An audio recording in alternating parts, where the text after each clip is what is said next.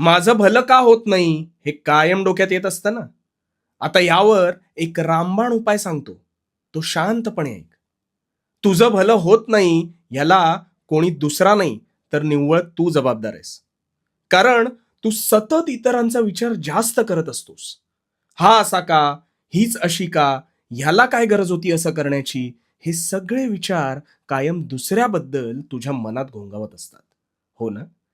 त्यामुळे ह्या सगळ्यात तू तुझी मानसिक शक्ती ही इतर जण का असे वागतात आणि त्यांनी कसं वागायला हवं ह्यावर खर्ची करतोस.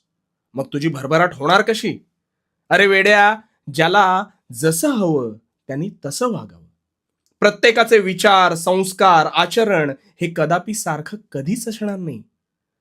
तुला जे वाटतंय ते त्याला किंवा तिला तसं करावं, तसं वागावं असं वाटत नसेल, तर तो सर्वस्वी त्यांचा प्रश्न आहे.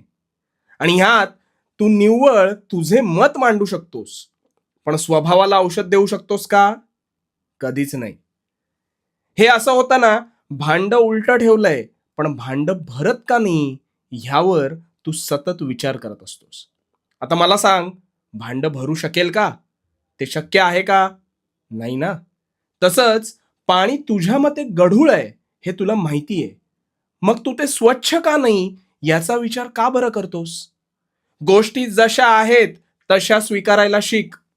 तुझी मतं त्यावर लादून काडी मात्र फरक पडणार नाही.